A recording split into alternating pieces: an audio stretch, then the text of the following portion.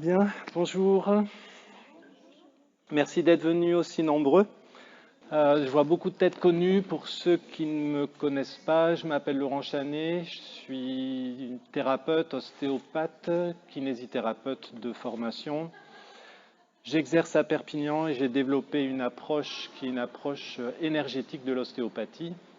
Donc ça fait un peu plus de 30 ans maintenant que j'ai commencé d'exercer et j'ai mis en place des ateliers où j'apprends aux gens qui en ont envie à soigner en utilisant les principes de l'énergie. Donc je commence à avoir une base solide que j'ai envie de partager et c'est du coup l'objet de cette conférence, d'avoir les bases qui permettent de mieux comprendre comment ça marche en fait les énergies et comment on peut soigner à partir de l'énergie.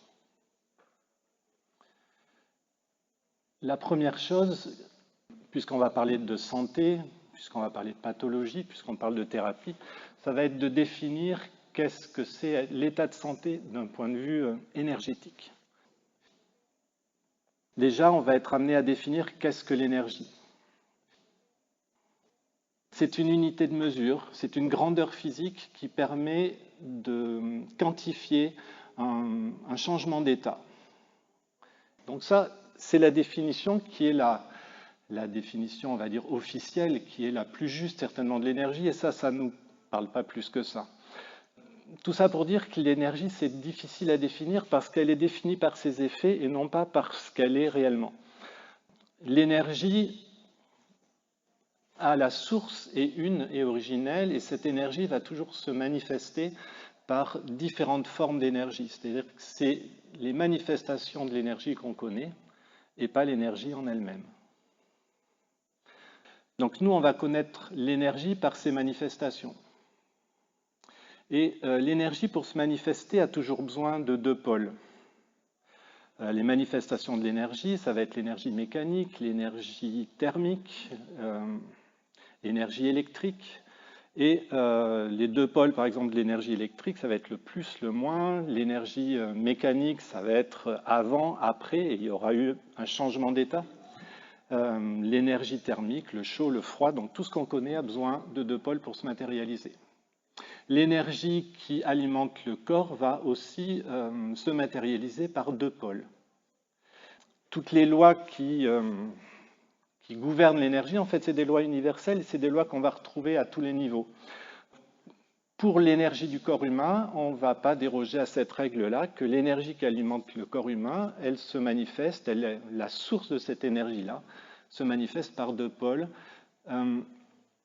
Pour les Chinois, on parlait du ciel et de la terre, et nous, dans notre pratique, on gardera cette référence du ciel et de la terre. Et d'un point de vue biologique, on a la même correspondance, puisque le corps humain a besoin d'énergie pour fonctionner. Il va y avoir deux sources d'énergie qui vont lui permettre de fonctionner, l'alimentation et la respiration. On peut bien voir que l'alimentation, c'est bien l'énergie qui vient de la terre, et que la respiration, avec l'oxygène dans l'air, c'est bien l'énergie qui vient du ciel. Donc déjà, d'un point de vue biologique, on est bien en accord avec cette polarité où l'énergie qui est à la source va se manifester par ces deux pôles. Pour être en bonne santé, puisqu'avant de définir la maladie, c'est plus facile de définir qu'est-ce qu'est l'état de bonne santé, il va falloir que le corps physique, que le corps humain soit d'une part suffisamment chargé en énergie, qu'il y ait une énergie qui soit présente en quantité à l'intérieur du corps. Il faudra que cette énergie soit présente en qualité à l'intérieur du corps. Et il faudra que cette énergie soit équilibrée à l'intérieur du corps et qu'elle circule librement à l'intérieur du corps. Si on respecte ça, c'est-à-dire que s'il y a une énergie qui est présente dans le corps en quantité, en qualité, si elle est équilibrée à l'intérieur du corps et si elle circule librement à l'intérieur du corps, à ce moment-là, on est dans un état de santé.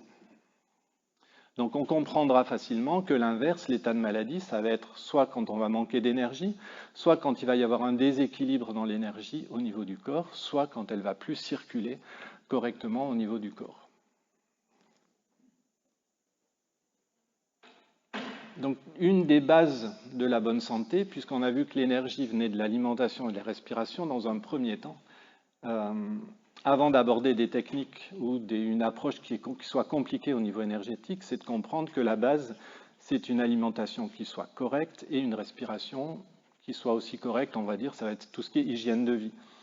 Une alimentation qui va être riche en énergie, c'est assez facile à respecter. On peut faire simple en essayant de laisser de côté tout ce qui est nourriture type industrielle et en essayant de manger ce qui est logique de manger à la période, à la saison de l'année, à la période à laquelle on est. Déjà, si on respecte ça, on commencera à avoir les bases d'une alimentation qui sera relativement correcte.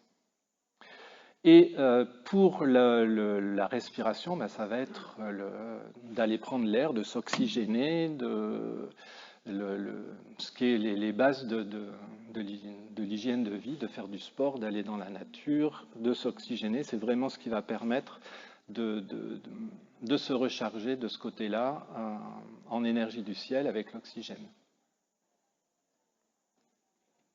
Rien que ça, c'est très important. Si on respectait tous ces règles-là, on peut supposer que déjà, il y aurait beaucoup de nombre de consultations qui diminuerait dans les cabinets de médecins et que la vente des médicaments aussi diminuerait en grande quantité si tout le monde respectait déjà les conseils de base d'hygiène de vie, que sont une alimentation correcte, faire de l'exercice, aller dehors, s'oxygéner et prendre ce temps pour soi.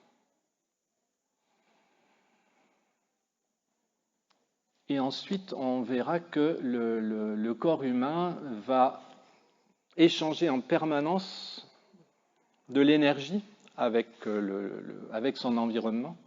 Il y a une énergie qui va être en relation avec les saisons, il y a une énergie qui va être en relation, ne serait-ce par exemple avec la température. Le corps humain est constamment en échange d'énergie avec son environnement, en échange d'énergie avec les êtres qui l'entourent. Donc il y a en permanence cet échange d'énergie qui se fait avec l'environnement. Il y a une énergie, on va dire, cosmique, une énergie tellurique, ne serait-ce que si on voit la pesanteur, on entend très bien cette notion de pesanteur qui est quelque chose qui est vraiment visible. Quand on va parler de cette énergie-là, on n'est pas dans des énergies subtiles, que ce soit la pesanteur, c'est vraiment, d'un point de vue physique, quelque chose qui est très puissant. Et de la même façon, si on n'est pas tous écrasés comme des flaques par terre, c'est bien parce qu'il y a une autre énergie qui nous permet de tenir debout et qui va avoir la même intensité que cette énergie associée à la pesanteur. Donc on est constamment dans cet échange d'énergie avec le ciel, la terre et avec notre environnement. Dans l'approche bioénergétique, ce qui va nous intéresser, c'est cette approche-là. C'est-à-dire que maintenant, on va considérer que l'alimentation, la respiration, l'hygiène de vie, c'est bon pour tout le monde. Et puis après, on pourra aller voir un petit peu plus loin comment on peut apprendre à se recharger en énergie vitale, comment on peut apprendre à équilibrer ces énergies à l'intérieur du corps et comment on peut apprendre à mettre en évidence les blocages, les dysfonctions dans la circulation énergétique au niveau du corps pour aller les libérer. Ce qui est la base de toutes les thérapies un peu alternatives, d'aller voir quelles sont les dysfonctions au niveau du corps, à quel endroit ça ne circule plus, et libérer ces blocages. Blocages qui peuvent être d'ordre traumatique, d'ordre traumatique physique, traumatique psychique, c'est tout ce qu'on appelle les mémoires au niveau du corps. Donc le travail d'un thérapeute alternatif, on va dire, quelle que soit la thérapie, c'est toujours le même principe, c'est d'aller chercher les blocages qui font que l'énergie ne circule pas et d'aller les libérer. Ce que je présente là, c'est la partie, on va dire, théorique qui accompagne les ateliers que je fais, notamment le premier atelier. Parce que avoir la connaissance, c'est important, mais la connaissance en pratique, il ne se passe pas grand-chose. C'est toujours bien de l'avoir, mais il vaut mieux toujours pratiquer pour mieux comprendre de quoi on parle. Et j'ai envie de vous faire partager un tout petit exercice qui va faire du bien à tout le monde, qui va me faire du bien à moi aussi, parce que ça va me permettre de lâcher un petit peu la pression et les tensions. C'est simplement un petit exercice respiratoire. Ce qu'on peut faire tout simplement, tous autant qu'on est, c'est simplement fermer les yeux et venir un petit peu à l'intérieur du corps. Et simplement en étant à l'intérieur du corps, comme on est au salon du bien-être, on va pouvoir, par exemple, sur une échelle de 1 à 10, évaluer quel est notre niveau de bien-être tout de suite. En sachant que 0, ça serait vraiment complètement inconfortable, intolérable, et 10, le nirvana, et ben là, actuellement, en termes de bien-être, à quel chiffre on donnerait. Et puis, on peut faire la même chose en tant que vitalité, forme, énergie. Sur une échelle de 0 à 10, quel est mon niveau de vitalité maintenant? Et vous vous rappellerez du petit chiffre que vous avez obtenu comme ça. Et on va simplement faire des grandes respirations. Alors, dans le travail de la respiration, il peut y avoir des techniques super compliquées, mais il y a des techniques simples, c'est simplement de respirer calmement, profondément.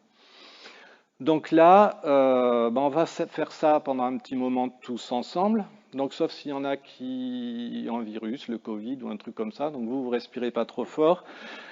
S'il y en a qui avaient vraiment de gros problèmes cardiaques ou respiratoires, c'est pareil, restez tranquille. C'est pas très puissant ce qu'on va faire, mais c'est quand même quelque chose qui va amener à saturer un petit peu le corps en oxygène. Donc simplement, on prend une inspire où on gonfle le ventre, les poumons, expire, relax. Inspire, expire, relax. Inspire, expire, relax. Inspire, expire, relax. Inspire, expire. Inspire, expire. Inspire, expire. Inspire, expire. Inspire, expire. Inspire, expire. Inspire, expire. Inspire, expire. Inspire, expire. Inspire, expire. Inspire, expire. Inspire, expire. Encore une fois. Expire. Une dernière fois. Expire. Et en fin d'expire, on bloque la respiration quelques instants.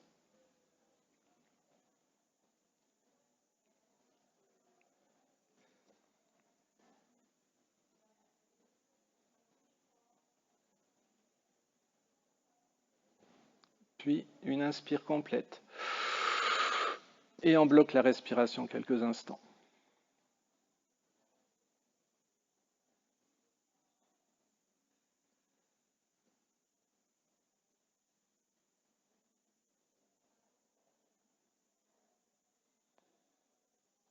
Expire. Et on relâche. Et on va reprendre, chacun va respirer maintenant à son propre rythme.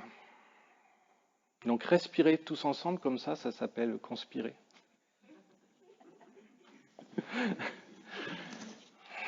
Bien, mais on peut, si on est attentif, sentir que rien qu'avec quelques respirations, déjà c'est toute l'ambiance de la pièce qui a changé. On a changé nous déjà à l'intérieur, mais comme on est tous interreliés, interconnectés les uns aux autres, l'ambiance de la pièce même a changé.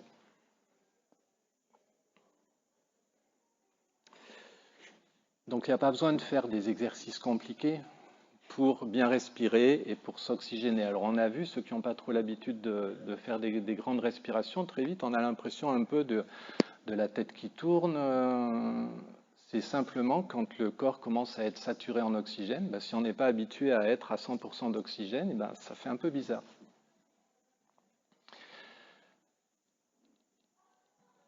On va voir maintenant un peu ce qui est un peu plus spécifique à la bioénergie, c'est de comprendre quelles sont les structures énergétiques du corps humain, parce qu'on a dit qu'il fallait que le corps soit chargé en énergie vitale, mais il faut aussi que cette énergie soit équilibrée dans les différentes structures du corps. Je vais aller un peu vite parce qu'il y a beaucoup de choses à voir. Je vais supposer que c'est déjà connu pour pas mal d'entre nous. Si jamais ça accroche, vous n'hésitez pas, vous m'arrêtez. Et de toute façon, a priori, je mettrai la conférence qu'on voit là sur YouTube. Vous pourrez la retrouver. Pour mettre en pratique ce que je propose, vous pouvez aller voir, j'ai une chaîne YouTube et tous les exercices qui correspondent au travail qu'on peut faire sur les ateliers, la mise en place qu'on peut faire sur les ateliers. Vous pouvez la retrouver sur YouTube et une fois qu'on a les bases théoriques avec ce qu'on va voir aujourd'hui, il n'y a plus qu'à mettre en pratique. On peut juste reprendre 30 secondes, comme on avait fait tout à l'heure, c'est-à-dire on va refermer les yeux et puis on va observer de nouveau notre état un petit peu intérieur. Maintenant qu'on s'est un petit peu oxygéné là pendant quelques minutes. Et là, on peut, de la même façon, on va évaluer en termes de bien-être sur une échelle de 1 à 10, à combien on est maintenant.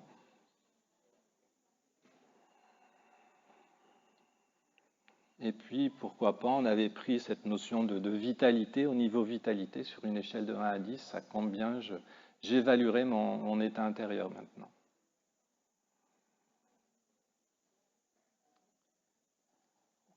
Pour qui c'est mieux?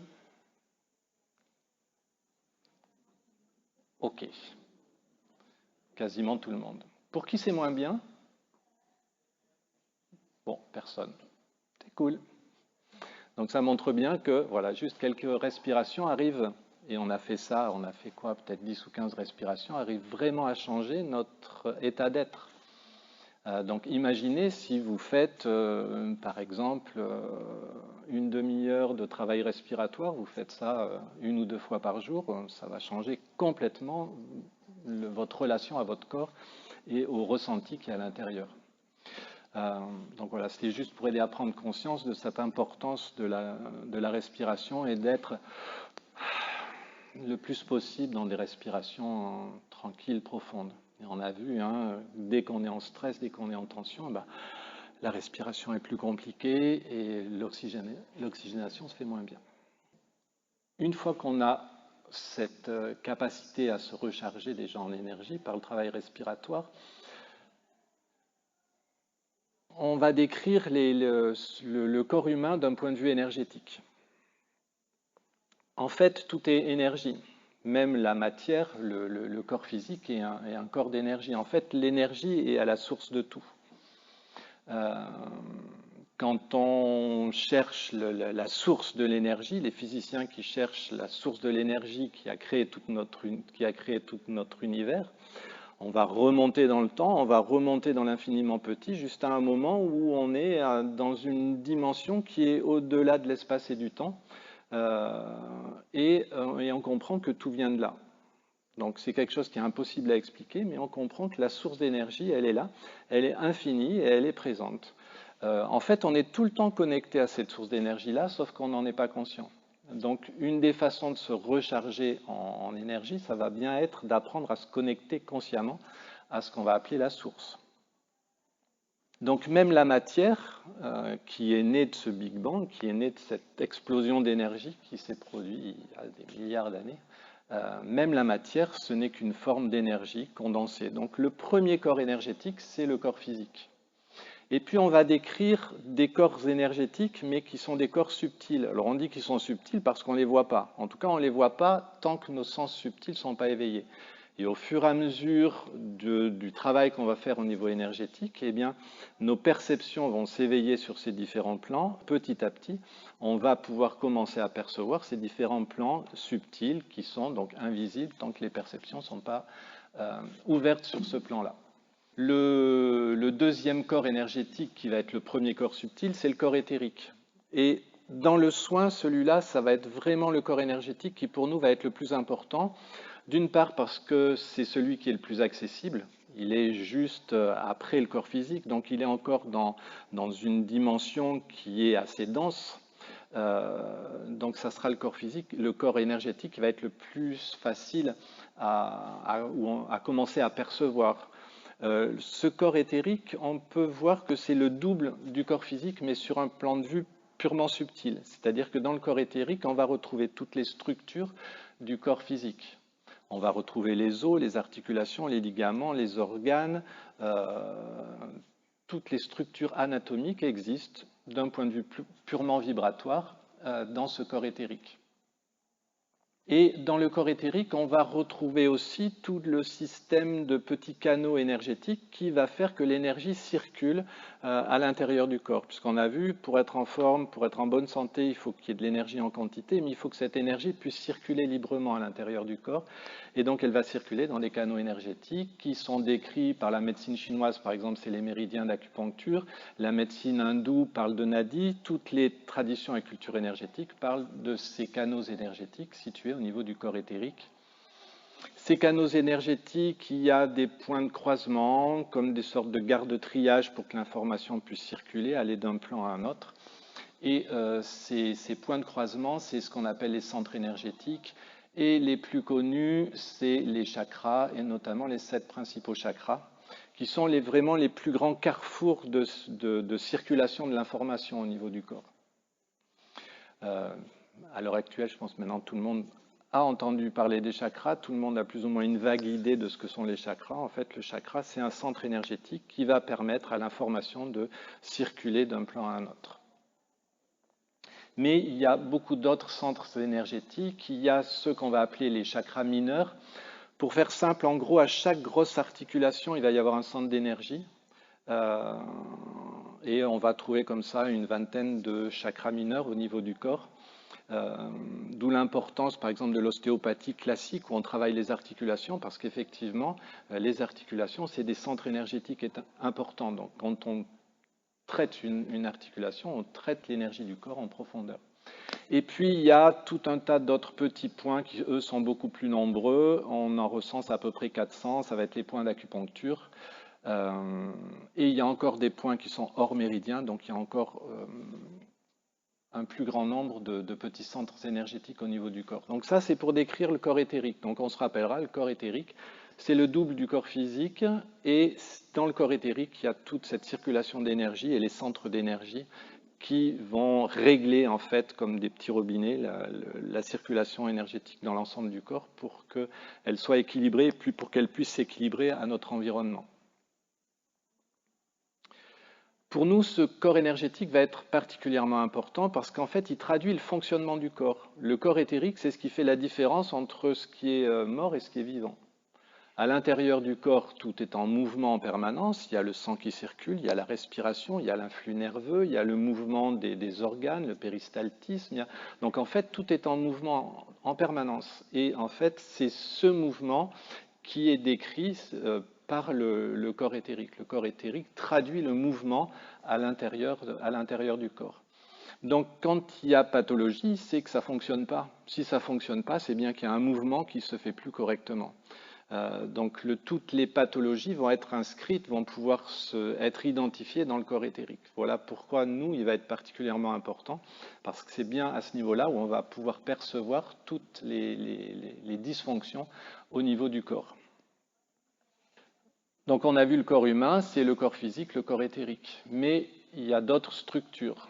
L'être humain, c'est un corps qui est vivant, on est OK avec ça, mais il y a aussi une autre dimension qui est la dimension émotionnelle. C'est-à-dire qu'on est tous toujours dans un certain état, tonus émotionnel, on est plus ou moins stressé, plus ou moins joyeux, plus ou moins angoissé, plus ou moins en colère, plus ou moins triste. Et en fait, toutes nos émotions existent d'un point de vue énergétique.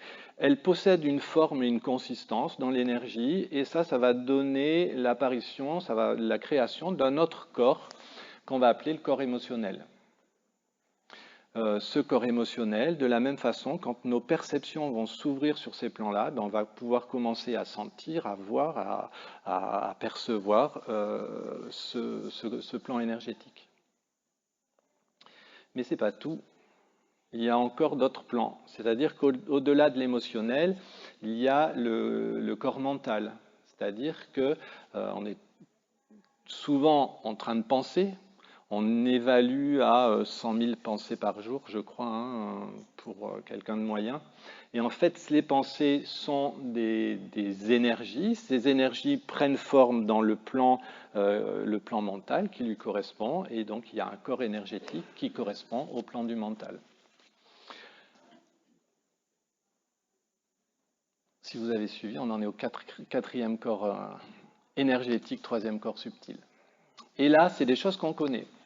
Et c'est des choses qui vont faire partie du conscient. On est conscient de ses émotions, on est conscient de ses pensées, on est conscient qu'on est vivant, qu'on peut bouger, et on est conscient du corps physique. Et en fait, après, on va avoir des structures qui décrivent d'abord le subconscient, et là, on va avoir un autre corps, au-delà du corps mental, qui va être appelé le corps causal ou le corps mental supérieur.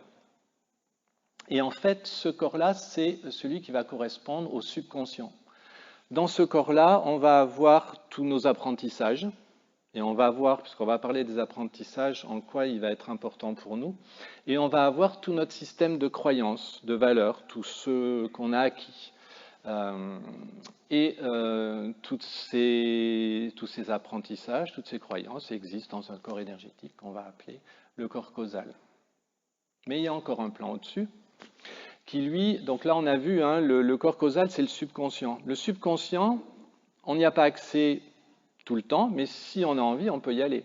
Si on veut aller voir son système de croyances, démonter son système de croyances, pourquoi on peut y avoir accès. Ça demande une réflexion, mais on peut y aller. Et puis après, on est vraiment sur le corps d'après. Dans les traditions, on va parler du corps bouddhique, mais pour nous, ça va être plus simple de comprendre que c'est l'inconscient. Donc, dans l'inconscient, c'est un grand fourre-tout où on va retrouver tout ce qu'on a vécu nous. Donc, c'est là où on va retrouver tous les chocs émotionnels qu'on a pu vivre. Donc, ça, depuis la naissance jusqu'à maintenant. Mais on va retrouver les mémoires de la vie intra-utérine. On va retrouver les mémoires familiales, ce qu'on va appeler le transgénérationnel. Et puis, pour ceux qui croient en ces choses-là, on va pouvoir retrouver la mémoire du collectif. Hein, il y a un inconscient collectif. Et en fait, on porte en nous les mémoires de tout ce qui a été vécu dans nos familles, mais on pourrait dire la mémoire de l'humanité, voire la mémoire du monde. Et donc, c'est quelque chose qui est extrêmement vaste, toutes ces structures inconscientes, et ça, c'est un corps énergétique, et ça fait partie de qui je suis et de qui on est, c'est-à-dire que il est inconscient, mais dans ce niveau-là, on va se rendre compte que nos choix, nos actes sont souvent guidés par ce plan-là. Et c'est pas tout. Il y en a un dernier, et celui-là, il est particulièrement important parce que c'est grâce à celui-là qu'on peut comprendre comment ça marche l'énergie et comment ça marche la vie. On pourrait parler du supraconscient. En fait, c'est un plan qui, à la différence des autres, est situé au-delà de l'espace et du temps. On en a parlé quand on a parlé de la source de cette énergie. Et ce plan de conscience, c'est le plan de conscience de l'unité, le plan de conscience on pourrait dire du divin. C'est un niveau de conscience où le temps n'existe plus. Sans ce plan-là, rien n'existe. C'est ce qui permet à tout d'exister. C'est ce qui permet à tout de se manifester. S'il n'y avait pas ce plan-là, on ne serait pas là. Et donc pour nous, il est particulièrement important parce qu'il est sous-jacent. Et en fait, on va voir qu'il obéit à des lois et des règles qui sont différentes du monde dans lequel on vit, mais c'est bien les lois et les règles qui gouvernent la façon dont les énergies fonctionnent. Par exemple, comme ce plan de conscience qui fait partie de qui je suis, ou qui je suis fait partie aussi de ce plan de conscience-là, et hors de l'espace et du temps, il n'y a pas de temps linéaire. Donc la loi qui gouverne ce plan-là, c'est la synchronicité. On est dans un plan où tout se passe en même temps, puisqu'il n'y a plus de temps. Et synchronicité, ça commence à parler quand on s'intéresse à l'énergie, parce que quand on s'intéresse à l'énergie, on commence à voir des trucs bizarres. justement. Et ce truc bizarre, c'est les synchronicités. C'est-à-dire, on est en train de penser à un truc, on se pose une question, et puis ben, on sort dans la rue, on entend des gens parler, curieusement, ils sont en train de répondre, ou on va avoir un panneau publicitaire, ou on va prendre un bouquin, ou quelqu'un va appeler, comme s'il n'y avait pas de hasard, en fait, et comme si l'univers était connecté, en fait, à qui on est. Et donc, ces synchronicités, la loi des synchronicités, c'est bien ce qui gouverne ce plan-là, donc le plan qui est sous-jacent à tout ce qui existe. Et là, on a la structure complète du corps humain. Et donc là, on comprend qu'on a une première dualité qui est celle d'un plan où tout est un, et celle d'un plan où on fait l'expérience des choses. Mais l'expérience des choses, on ne peut la faire qu'en étant séparés les uns des autres. Pour être conscient d'une expérience ou de quelque événement que ce soit, on est obligé d'avoir un recul, de se séparer de l'événement pour pouvoir en être conscient. Sinon, il n'y a plus d'expérience. Donc, on est bien obligé, pour faire l'expérience des choses, d'être dans un plan où on a l'impression d'être séparé, sauf que cette séparation est une illusion, une réalité illusoire, puisque la réalité absolue, c'est que en fait, tout est un. Mais nous, pour faire l'expérience des choses, on a besoin de croire on a besoin de faire l'expérience de la séparation. Et tous les plans dont on a parlé sont des plans, donc les autres plans, le mental, les émotions, l'inconscient, sont des plans qui sont régis par la loi qui va être associée à la séparation, c'est la loi de cause à effet. Donc la loi de cause à effet, on la connaît plus ou moins tous de différentes façons. Donc pour les physiciens, on appelle ça la loi de cause à effet. Ça veut dire qu'il n'y a pas d'effet sans cause. C'est-à-dire que dans le monde dans lequel on fait l'expérience, ce qu'on appelle nous le réel, pour les physiciens, on est bien dans cette idée qu'il n'y a pas d'effet sans cause. Donc loi de causalité. On entendra dans la loi de causalité la loi du karma. Donc c'est une traduction hindoue de la loi de causalité, mais ça veut dire exactement la même chose. Donc on a deux plans qui coexistent, un plan avec de synchronicité où tout a lieu en même temps, et un autre plan avec une loi de causalité, une loi de cause à effet. Cette loi de cause à effet, pour nous, elle va être importante parce que ça veut dire que s'il y a une pathologie qui arrive dans le corps humain, elle a une cause. Donc nous, le but du jeu, ça sera d'aller chercher cette cause et de traiter cette cause. Et on verra, alors je pense qu'on aura le temps d'en parler un petit peu justement, de cette notion de karma qui est à l'origine des dysfonctions et des pathologies. Donc pour être en bonne santé, si on reprend là où on en était, maintenant qu'on a compris ces différentes structures du corps humain, on a dit qu'il faut que l'énergie soit présente en qualité et en quantité dans nos structures énergétiques. Donc c'est dans toutes ces structures énergétiques-là. Il faut qu'elles soient équilibrées dans ces structures énergétiques et il faut qu'elles circulent librement dans ces structures énergétiques. Donc on comprend déjà qu'il y a 7 plans. Et pour nous, être équilibré, ça va vouloir dire apporter à peu près la même conscience à chacun de ces plans-là. Par exemple, quelqu'un qui serait que dans la matière, qui serait que dans le solide, où pour lui, le sens de la vie, ben, c'est la matière, posséder, l'argent, se mettre en sécurité, d'avoir une maison, bref, que la matière. On est à peu près sûr que c'est quelqu'un qui va se déséquilibrer, il va manquer quelque chose, qui va faire apparaître une pathologie. Quelqu'un qui serait que dans la spiritualité, quelqu'un que j'appelle moi perché, il va être aussi déséquilibré parce que toute son énergie va être sur un plan et il n'y aura plus assez d'énergie pour fonctionner dans le corps. Donc là aussi, on va faire apparaître des pathologies.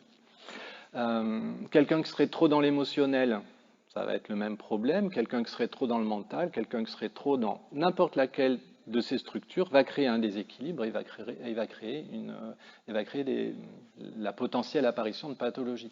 Ce qui veut dire que pour nous, il faut trouver cet équilibre entre la spiritualité, entre la matière, entre les émotions, le mental, donc s'intéresser par exemple au transgénérationnel, c'est très bien, mais faire que ça, c'est pareil, ça ne va pas. On est bien obligé de prendre un petit peu tout ça en compte et de fonctionner avec tout ça de manière équilibrée, et on aura bien, de cette façon-là, une énergie qui va s'équilibrer dans ces différentes structures.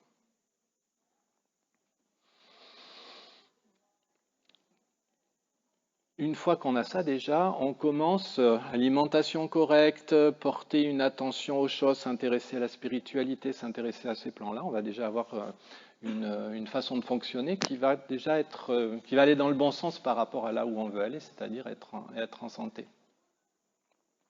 Donc après, on peut mettre en pratique des exercices où on va apprendre à se connecter aux énergies du ciel, se connecter aux énergies de la terre, se connecter aux énergies qui nous environnent. Donc c'est là où, si vous êtes intéressé, vous pourrez aller voir les exercices que je propose. Et pour trouver cet équilibre au niveau des structures du corps, et pour que déjà les énergies commencent à circuler à l'intérieur des structures du corps. Alors tout ce qu'on a dit là, ça va nous amener à prendre conscience du coup de quelque chose qui est la clé de la compréhension de tous les mécanismes énergétiques et la clé de la guérison. Je pense que tout le monde a plus ou moins entendu parler de la loi d'attraction. En fait, on a compris une chose, c'est-à-dire qu'on est dans un monde où ce qui est sous-jacent à tout ce qui existe, c'est la loi d'unité, c'est-à-dire que tout est un, mais on fait l'expérience de la vie à travers la séparation. Mais la base, c'est que tout est un. Et en fait, c'est la seule loi qui permet de tout expliquer. La loi d'attraction, qui va dire que les énergies de même nature s'attirent, en fait, ce n'est qu'une traduction de la loi d'unité qui fait que tout est un. Parce que si tout est un, ça veut dire qu'il n'y a pas de séparation entre ce qui est l'intérieur et l'extérieur. Si tout est un, ça veut dire que ce que je vois là, c'est juste le reflet de ce qu'il y a à l'intérieur, qu'en réalité, il n'y a pas de séparation entre les deux. Et ça, du coup, ça nous amène à prendre conscience d'une chose, c'est que c'est nous qui créons ce qu'on est en train de voir là. C'est nous qui créons notre réalité, c'est-à-dire qu'on est en permanence en train de créer notre réalité.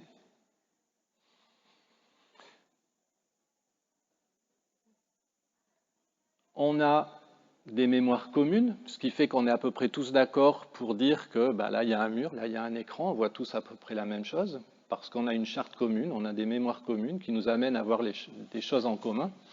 Maintenant, imaginez quelqu'un qui, au lieu d'avoir une vue physique comme on a là, voit en rayon gamma, tout ça, ça n'existe pas. Donc on voit bien cette réalité-là parce qu'on a des organes des sens qui nous donnent accès à ce plan de perception, mais ce n'est pas le seul, il y a une infinité de plans de perception. Si on prend la vue sur le spectre des fréquences lumineuses, la vue c'est ça, les fréquences lumineuses c'est ça. Alors nous on voit que ça et on dit c'est ça la réalité. Non, c'est ce qu'on perçoit de la réalité. Et c'est bien nous qui sommes à l'origine de ça. Donc ça commence à nous mettre un petit peu la tête à l'envers et on va voir que notre approche énergétique, c'est bien de se mettre la tête à l'envers. C'est de renverser les choses. En fait, les choses sont extrêmement simples, c'est juste un petit peu compliqué d'arriver à cette simplicité. Donc, comprendre qu'on est créateur, déjà ce qui va nous aider, qu'on est créateur de notre réalité, ce qui va nous aider, c'est de comprendre les outils qu'on a et qui nous permettent de créer notre réalité. Le premier outil, c'est l'attention qu'on porte aux choses. Quand on porte attention à quelque chose, en fait, on le nourrit. On déploie l'énergie, on fait apparaître l'énergie dans ce à quoi on porte attention. L'attention et l'intention, ça va être une des clés de la création. Souvent, quand je parlais par exemple tout à l'heure de quelqu'un, s'il est trop dans le mental, il risque d'avoir des douleurs, des pathologies, des gènes. Parce que s'il est trop dans le mental, il n'est plus dans l'attention au corps. S'il n'est plus dans l'attention au corps, il nourrit plus son corps. Le corps, il se sent mis de côté. Et comme un enfant qui se sentirait mis de côté, il va pleurer, il va se manifester, il va faire mal, il va faire souffrir, juste pour dire « Hey, revient, prend conscience que je suis là. Et en reprenant conscience du corps, effectivement, on va bien de nouveau faire que l'énergie se déploie dans le corps. Donc, dans notre pratique, on va dire, de santé, de bien-être, tous les exercices type relaxation, type même de la danse, même tout ce qui va nous permettre de venir en conscience dans le corps, c'est bien une des façons aussi de faire apparaître l'énergie dans le corps. Et puis, en dehors de ça, c'est vrai aussi pour le reste, c'est-à-dire que tout ce à quoi vous portez attention à l'extérieur de vous, vous le nourrissez. Souvent, on fera attention justement, par exemple, si on va regarder la télé, le journal télévisé, qu'est-ce qu'on voit? On voit que des trucs qui sont quand même pas jojo. Si on passe notre temps à focaliser là-dessus, on nourrit ce côté-là. Donc pour nous, ça sera important, alors pas de faire l'autruche parce que c'est important aussi hein, de voir ce côté-là, parce qu'on verra que voir ce qui nous dérange, c'est aussi une façon de se guérir, mais aussi de bien prendre du temps pour porter attention à ce qui pour nous est beau, est bon, fait du bien, voilà, parce qu'on va nourrir ça aussi. Donc l'attention qu'on porte aux choses est super important.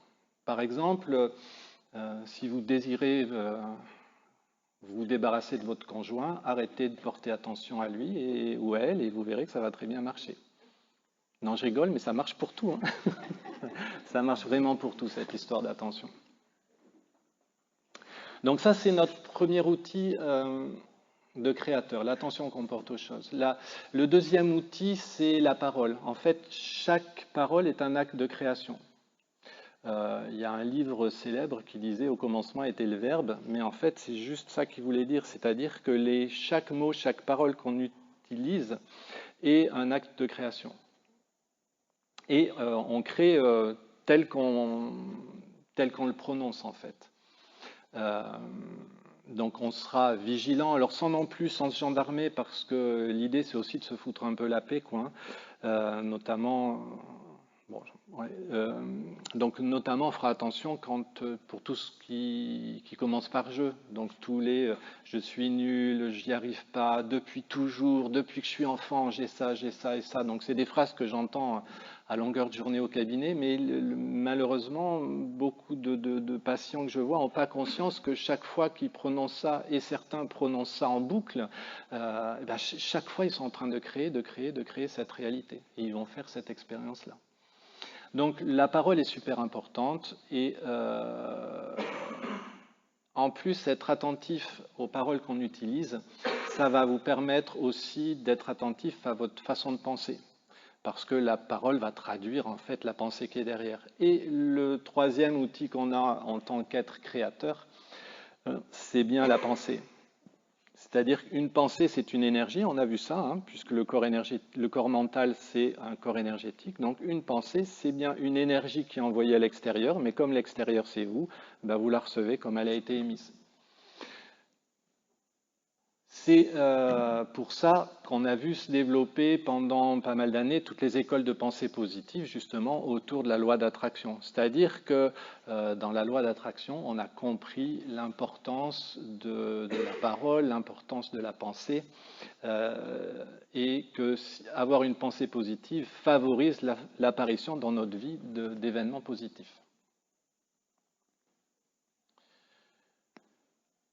On a parlé dans les corps énergétiques de ce qui était associé au subconscient, là où il y a tous les apprentissages, hein, les croyances. Eh bien, ça va être la même chose. Les croyances, c'est quelque chose qu'on porte en nous, mais comme l'extérieur est le reflet de ce qu'il y a à l'intérieur, l'univers, il va se conformer à l'idée que vous en avez. C'est-à-dire que l'univers, la vie, ce qu'on appelle la réalité extérieure, va toujours vous apporter la preuve que votre système de croyance est vrai. C'est d'ailleurs une des grosses difficultés pour changer, quand on est dans quelque chose qui est un peu dysfonctionnel, c'est que juste là, on a toujours eu la preuve que comme on faisait juste là, c'était vrai. Donc changer, c'est compliqué quand, voilà, quand on n'a pas d'autre modèle. D'où l'importance de revisiter un petit peu son système de pensée, son système de croyance. Et c'est intéressant de voir quelle croyance on entretient par rapport, par exemple, l'extérieur au monde. comment je considère le monde, comment je perçois le monde, comment je vois le monde. Pour les gens pour qui le monde est injuste, ils vont faire l'expérience d'un monde injuste. Les gens qui considèrent que le monde est cruel vont faire l'expérience d'un monde cruel. Les gens qui... Voilà. Après la suite, vous comprenez comment ça marche. Donc d'où l'importance de démonter un petit peu son système de croyances. Donc tout ça, on a vu, c'est tout ce qui était accessible. Maintenant, la plus grande part de notre système avec quoi on est créateur, donc c'est l'inconscient, et l'inconscient, il a cette particularité d'être inconscient. Donc, ça vient compliquer les choses. Mais en fait, c'est très facile de savoir ce qu'il y a dans votre inconscient. Tiens, si vous avez compris ce que j'ai expliqué avant, si ce qu'on voit à l'extérieur, c'est le reflet de l'intérieur, et ben, le regard que vous portez sur l'extérieur, c'est bien ce qu'il y a à l'intérieur. Donc votre inconscient, c'est bien comment vous percevez l'extérieur. Et les jugements que vous pouvez faire par rapport à ce qu'on appelle le monde extérieur. Tout ça, c'est bien ce que vous avez, ce que j'ai à l'intérieur, parce que je suis comme tout le monde. Hein, et donc ça, c'est ce qui permet de commencer à comprendre cette importance de l'inconscient dans la création de ce qu'on est en train de vivre. Pour expliquer un petit peu ce mécanisme de la création, je reprends l'analogie de la caverne de Platon à ma façon, donc c'est-à-dire beaucoup plus simple et puis beaucoup plus moderne, parce que depuis Platon, on a inventé le cinéma. On a des écrans, et donc si on voit le mécanisme du cinéma, on peut penser que notre réalité fonctionne de cette façon-là, c'est-à-dire que ce qu'on appelle la réalité extérieure, en fait, c'est l'écran qu'on est en train de regarder. La petite lampe qui éclaire derrière, c'est l'esprit.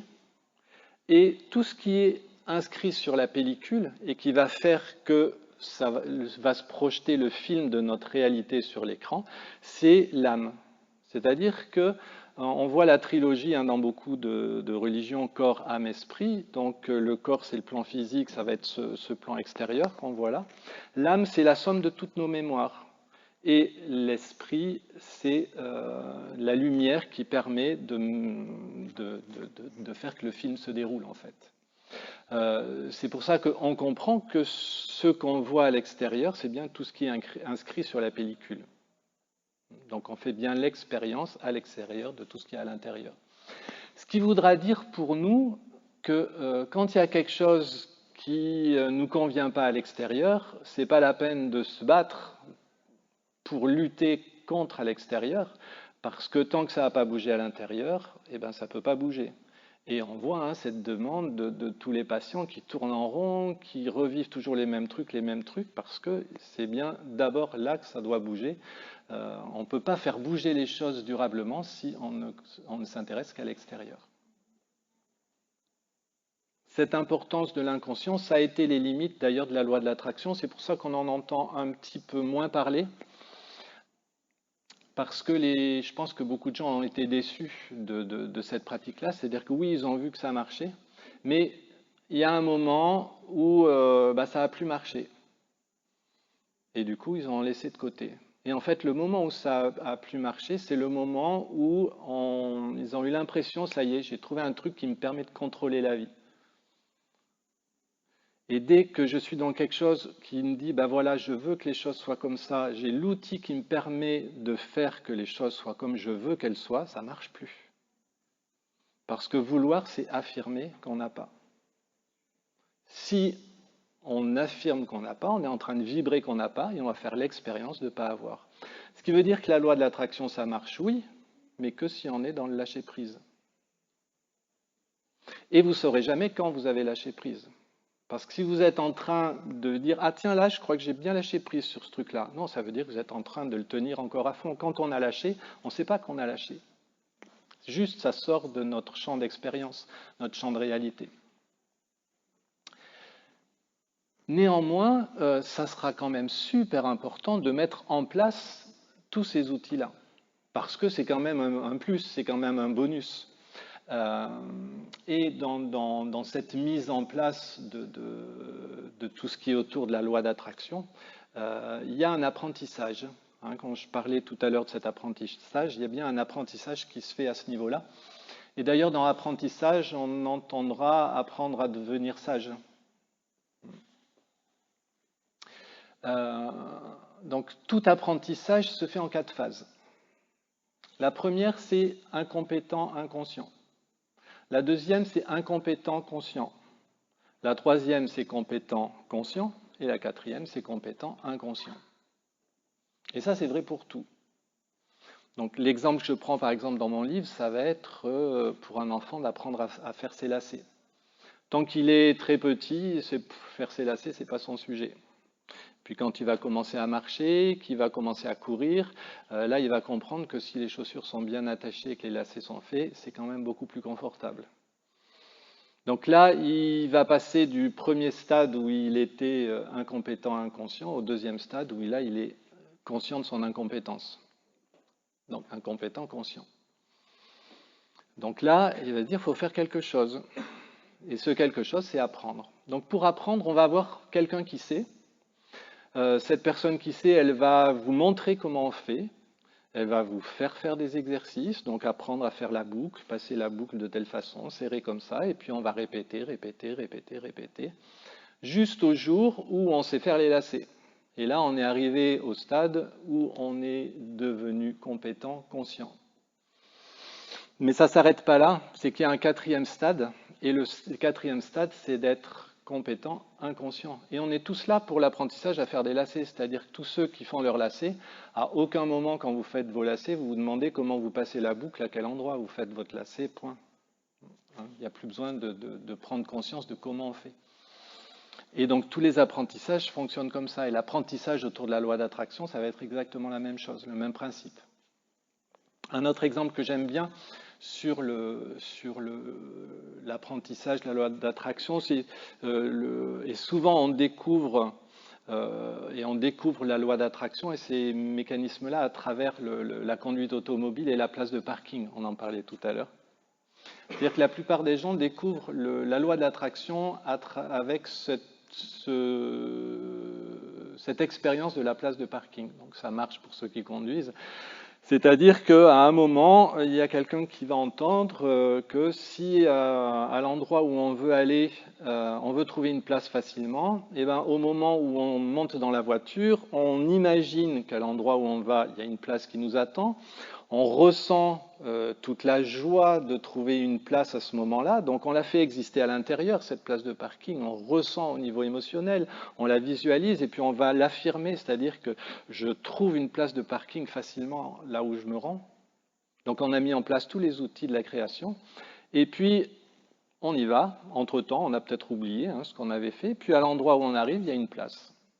Là on se dit, merde quand même, c'est surprenant. Donc on recommence puisque ça marche. Et on va se rendre compte que de plus en plus, ça va marcher. Juste à un moment où soit on va être déçu et on va dire finalement non, c'est des conneries, le moment où on a cette impression de contrôler les choses, quoi. Ou alors on comprend que non, il y a vraiment quelque chose d'important là derrière et je garde cette façon de fonctionner. Et je me rends compte que ça me facilite vraiment la vie d'intégrer donc ce qui est autour de la loi d'attraction. Donc pour nous, ces mécanismes, ça sera la même façon, c'est-à-dire qu'on apprendra à mettre en place ces outils, on répétera jusqu'à ce que ça devienne automatique et puis que ce soit ancré dans notre inconscient. Et à ce moment-là, effectivement, les choses se déroulent de façon beaucoup plus fluide et beaucoup plus facile.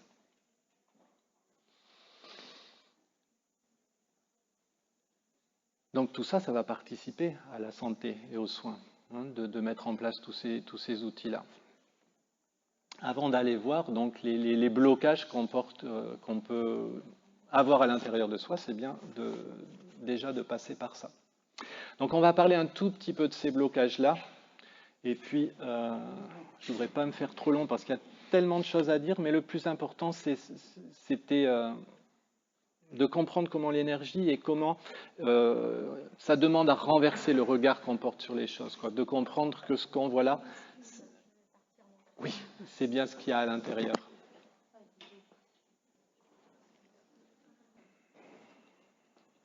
Une dernière petite chose pour aider à mettre un petit peu en place justement la compréhension de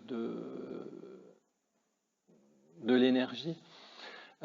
C'est un exemple, mais vous allez voir qu'à partir de cette loi d'unité, de la compréhension de la loi d'unité, tout se déroule. C'est-à-dire que là, on a un fil conducteur qui permet de tout dérouler. Et après, j'expliquerai un petit peu les différentes dysfonctions énergétiques. Je vais dire 2 mots sur le karma.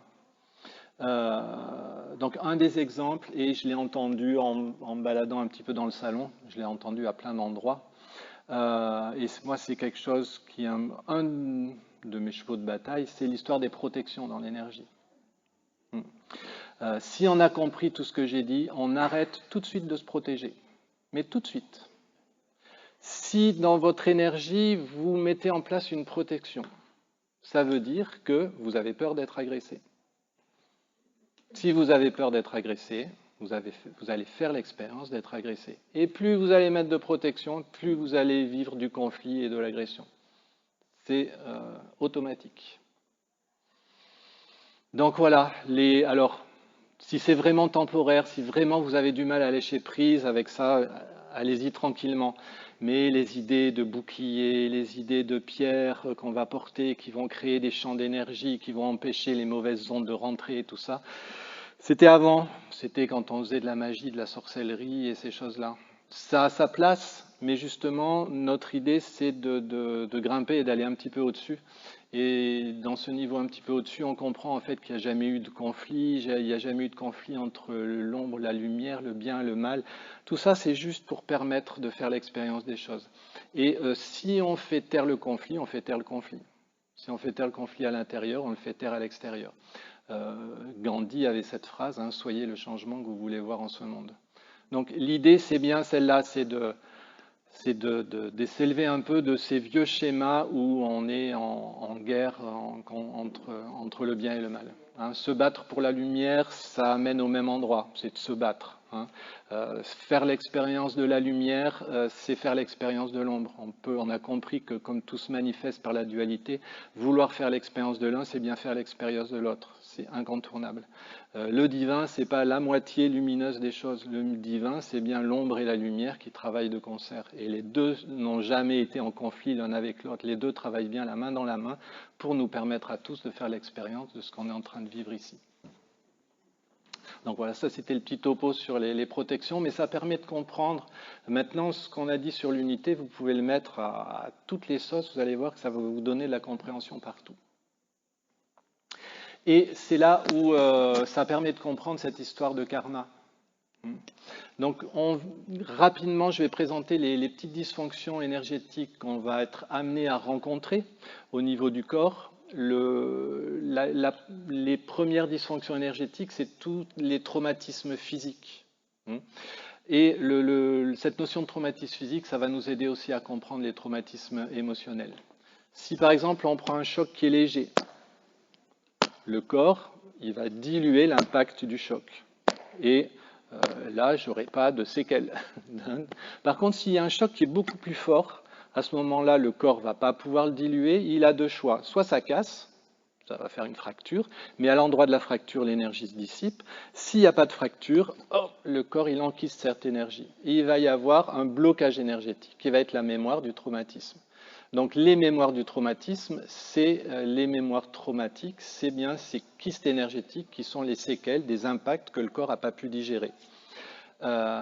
Pour pouvoir libérer ça, il va falloir prendre contact avec cette énergie. Le fait de prendre contact avec elle, ça va lui permettre de donner une porte de sortie et de se dissiper, de se dissoudre et de lâcher. Donc là, si vous allez voir donc, la pratique que je propose, vous allez trouver des exercices qui permettent de libérer les dysfonctions qui sont liées à des traumatismes physiques. Les plus importants étant ceux où tout le corps énergétique a été perturbé, ce qu'on appelle le whiplash, les accidents de voiture et ces choses-là. Donc ça, c'est pour le plan traumatique physique. Et puis, il y a tout le plan psycho-émotionnel, on va dire. Eh bien, au niveau émotionnel, c'est exactement la même chose. Si vous vivez un événement qui est perturbant, mais c'est moyennement perturbant, alors ça ne va pas vous faire plaisir, vous allez être triste, vous allez être en colère, mais vous allez l'accepter, vous allez le prendre, et puis, ok, on respire un coup, et puis ça passe, ça se dilue, et il n'y aura pas de séquelles. Par contre, si cet événement est trop fort, sur le coup, je ne peux pas le gérer, à ce moment-là, vous savez, on a l'impression un peu de perdre pied, et à ce moment-là, le corps, il va prendre cette énergie, il va se la mettre dans un coin en disant, là, j'ai pas le temps de la gérer, je vais gérer ça plus tard. Et on va, exactement comme pour un traumatisme physique, on va trouver des kystes énergétiques qui là sont situés dans le plan émotionnel, mais qui vont perturber la circulation de l'énergie au niveau du corps. Et donc là, ce sera le même principe. Pour libérer une mémoire liée à ce qu'on va appeler une blessure émotionnelle, eh bien, il faudra arriver à prendre contact avec cette énergie. Le fait de prendre contact avec cette énergie, ça lui permet de trouver une porte de sortie et de se dissiper, de se dissoudre. Ça va être le gros de ce qui va nous préoccuper. C'est-à-dire que les blessures émotionnelles, ça va être très très important parce que, en fait, on va comprendre que tout ce qu'on appelle problème, en réalité, c'est une solution pour l'âme, pour nos corps énergétiques. On a compris que quand on avait une blessure, par exemple, blessure d'abandon, j'ai cette blessure-là, le seul moyen de m'en libérer, puisque j'en suis plus conscient, ça va être de me confronter à l'abandon. Si je suis de nouveau abandonné, à ce moment-là, ça me permet de venir faire vibrer cette énergie qui est là, et ça va lui permettre de trouver une porte de sortie. Donc si j'ai une grosse blessure d'abandon, en fait, chaque fois que je suis confronté à l'abandon, je guéris ma blessure. Donc en fait, quand on tourne en rond, quand on répète toujours les mêmes trucs, en réalité, on est en train de se guérir. Sauf que plus on résiste, moins ça marche. Si on comprend ce qui est en train de se faire, effectivement, à ce moment-là, beaucoup plus le problème devient solution. C'est-à-dire comprendre que ce qu'on appelait autrefois un problème pour le corps et pour l'âme, c'est une solution, ça permet au problème de devenir solution et d'arrêter de tourner en boucle, d'aller beaucoup plus rapidement. Donc on comprend que derrière tout ce qui nous dérange, tout ce qu'on appelle les problèmes, en réalité, ces problèmes, c'est toujours des solutions. C'est juste que, juste à aujourd'hui, pour la plupart d'entre nous, on n'avait pas compris en quoi c'était une solution.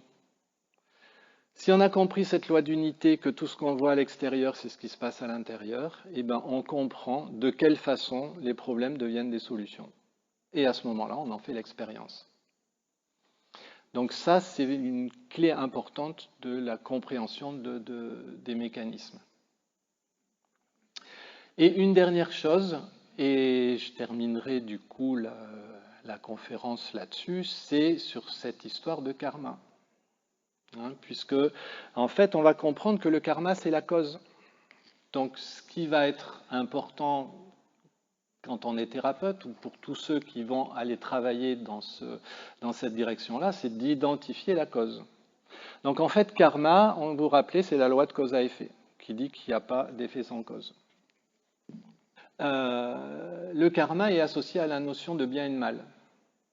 On se rappelle ce truc du bien et du mal qui se tiennent la main dans la main.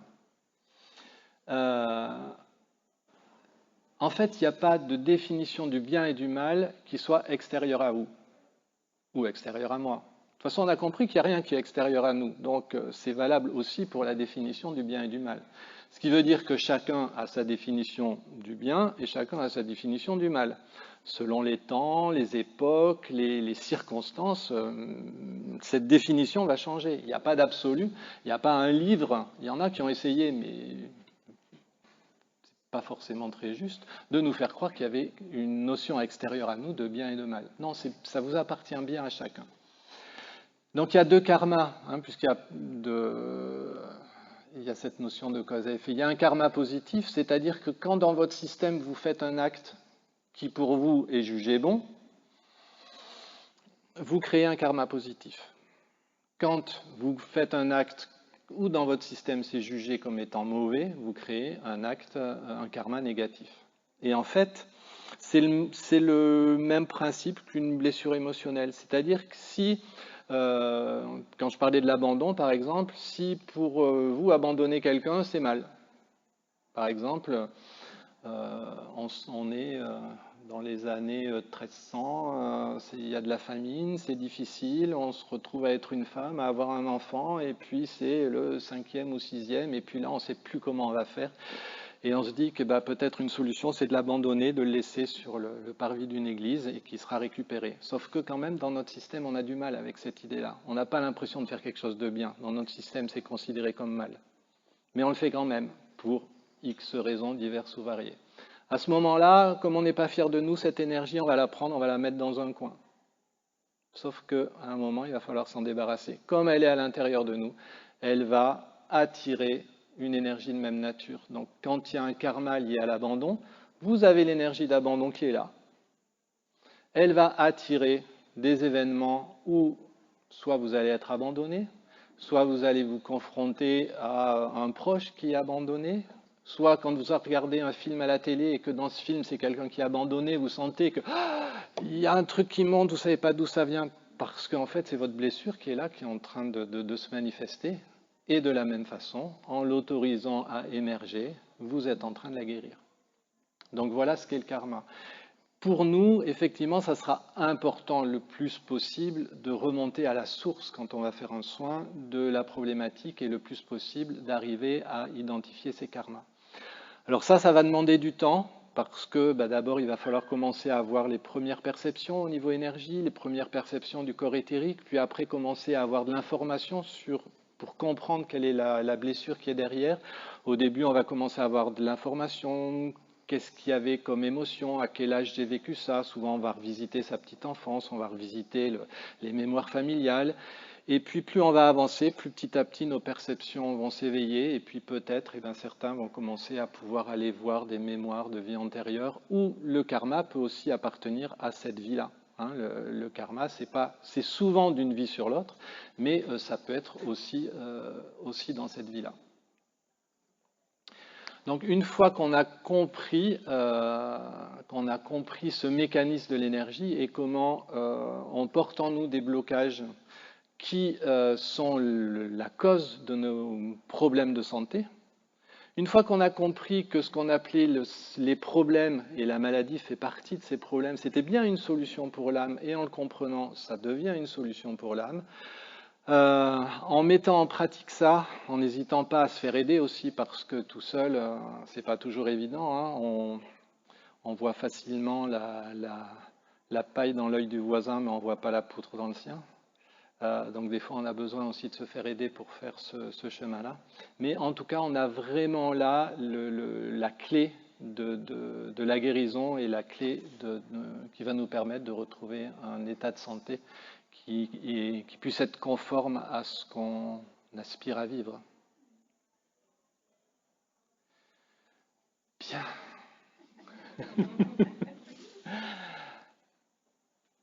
Donc du coup, on est un peu bizarre après, hein, parce que comme on a renversé un petit peu notre façon de voir les choses, quand on est habitué, on accepte facilement. Quand on n'est pas habitué, c'est un peu plus compliqué, ce renversement. Donc, avant qu'on termine, s'il y a une ou deux questions, je veux bien prendre une ou deux questions. Alors ça fait plaisir quand je vois ça, parce que ça veut dire que j'ai dû être clair, ou alors je vous ai complètement... Voilà. Bon, merci.